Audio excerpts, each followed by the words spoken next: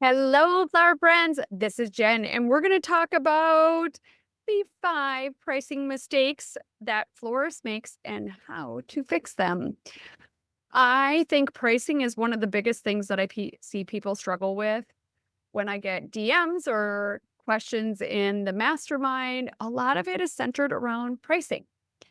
And it is kind of a big topic. It is the main driving force why you're doing this.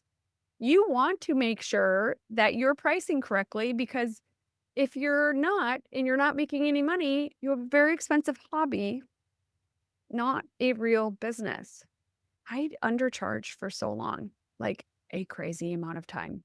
And I kind of had it. This wasn't the actual pivotal moment, but this is where things like started to seep in. I had an experienced florist in the area send me the shittiest email, basically saying that I don't know what I'm doing because I won a bid and she didn't. And if I want a coaching lesson on how to actually price correctly, she's game for it. And I mean, it was like hostile, this email. And I was like, you know what? You were just hating. And I am sorry you were, for one, crabby as fuck to email me, but that's her personality. Now I'm friends with her and she is hilarious.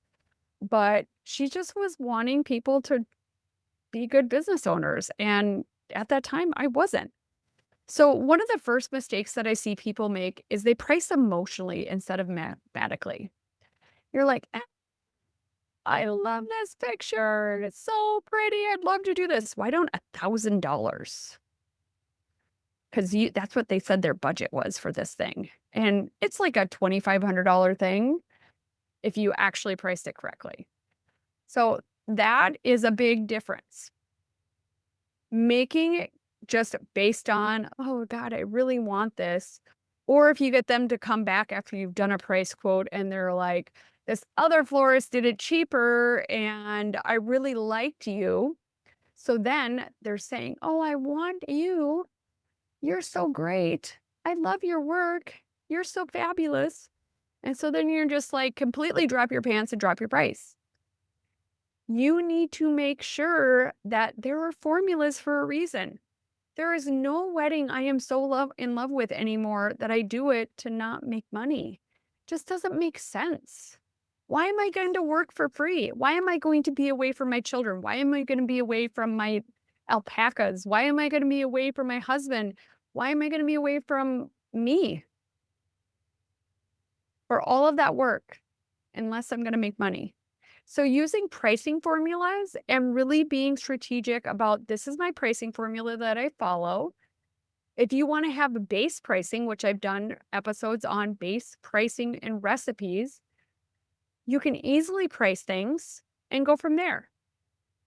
So if that isn't you, if you're just winging it, if you're, like, in love, or what often happens is the emotions kick in when you're at the wholesaler and you have this beautiful cart that you have all pre-designed, and then you see the perfect shit to add on, and you blow $500 more. You just ate away at your profit margin. And I know it's super fun too, but not mathematical. So I like to go in and build in a play money budget. 20% is allotted to flowers that I can buy out of the cooler or I can buy locally grown. It makes it so much easier to like find beautiful things because I already got a budget for it. I already got a plan to do that exact thing. And then I'm not wavering. But I do need to make sure that I'm getting something. And if I can't, then I'm doing maybe like a little bit of filler for this or a little, I'm kind of divvying it up. It's not a major component in the recipes. All right. The next thing that I often see florists do, and I did this too, I used to charge $30 to deliver a wedding because I was like, oh, that's covering my gas to drive there. No way. I now priced on it, and I've had episodes done on this all the time. I do delivery and setup charges for the pain in the ass factor. How difficult is this venue to get to? How like many people am I going to have? What kind of vehicle am I going to have to drive there? All of the resources that I'm going to need, I need to make sure I'm accounting for. People are like, especially if they do dailies, they're thinking relative to that they charge $15. One of my one-on-one coaching clients was like, I can't believe that you charge that much for a wedding delivery. Like, I deliver all of these flowers for like $50. And I was like, absolutely not. Let's break that down into what that delivery cost you as a business. And it's crazy. Labor is a real thing. And if you're not charging labor to make the items, that is a separate charge. So traditional pricing formulas, 3 to 5 times markup on the product, 25 to 40% labor markup, and then your supplies and that markup to get your total. This is so critical because what if all of a sudden you're unable to do that wedding and you have to hire a freelancer? If you didn't charge any labor, how are you going to pay that freelancer? Putting it together is a separate charge. Nike will charge you shipping if you order shoes directly from them. Most companies, except Amazon, we're all used to, like you buy the product and then you pay shipping. And you're pricing that labor for making it inside the product. I have also coached several florists recently who are charging a 25% overall labor fee. And then they're not charging any labor on the items. You're selling yourself short. And plus, Nike doesn't sell shoes by saying that the product cost of this is $55 and the labor was $40, so that's $95, please. Most people buy something that this is the item including the labor. A separate service of setting it up is a separate service. That is a separate labor charge. Don't sell yourself short. Don't fall in love with this wedding and then all of a sudden you've spent 5 hours delivering this wedding with another person, you've rented a U-Haul and you charge $200 to deliver it and your U-Haul costs more than that. You deserve to make money. Be the CEO in your business because if you're not, you're going to start to resent your business, and that is never a good feeling. This should be fun, you guys. We get to play with flowers. I was at a golf course making this beautiful hydrangea arch, and I looked at it and I said, how fucking cool is this? How cool is this that I'm in the middle of a golf course? This bride is over the moon for this arch that I just made. And I got to drive this beautiful drive down here. Like, how cool is this? That this is my job. And it can be the same for you. The other thing is ignoring profit margin. That is mistake number 3. I have seen florists also price. They're charging their wholesale fee for their flowers, which I used to do this in the beginning. And then they charge a labor fee, and that's it. But what happens if your wholesale fee changes? Like recently with tariffs. What happens if all of a sudden all this product was bad, but you didn't do it fast enough or it went bad 2 days later, so then you couldn't get credit? What happens then?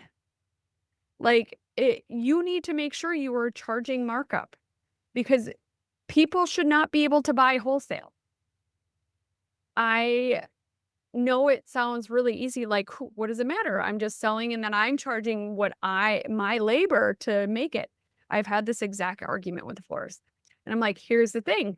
Wholesale pricing can change. You are a business. They are not a wholesale relationship client that should be able to buy wholesale. You are doing a disservice to other florists and you're doing a disservice to yourself. All right, the next mistake number 4 is underpricing personal flowers and a la carte. I know it's really easy to just be like, oh, this is so simple. I think it'll be $50. The cheapest bridesmaid bouquet I will do is 85. That's like, again, my flat rate pricing based on my base recipes. Oh. If you were all of a sudden charging, which I just had this happen, $65 for a bouquet, that can't be a very spectacular bouquet. Sucky, actually. Little. It's uneventful. Looks tacky in pictures. Like, you want to make sure that the work that you're putting out there is up to a certain level for the kind of business you want to attract. And if you're putting out $65 bridesmaid bouquets or $85 bridal bouquets, like, you are going to hate what you have in your phone reel. You're just not going to want to post that shit. And then that's a disservice to your business. You should be excited to post things. So setting a minimum pricing for your a la carte, for your standard recipes, for your base pricing recipes is a big step. And then maybe even creating a menu that you can share that has flat rate pricing on it to make it really easy, for one, for you to quote things out, and for two, for you to have that low floor. So then you don't get people trying you on, because guess what? Here's my menu and it starts at 85 or it starts at 110, whatever it is. All right. Then the next mistake is not updating your pricing regularly. If you do use standard flat rate or base pricing and you haven't updated it in the last 6 months, guess what? Tariffs have happened, market things have shifted. You need to make sure you're updating regularly so that you are keeping up with the current market conditions and market changes. And I know when everything feels overwhelming, you're like, I can't fucking handle one more thing, Jen. But you also can't handle making money, not making money. Like, you can't consistently keep not making money. And this is one of those ways that it's going to happen.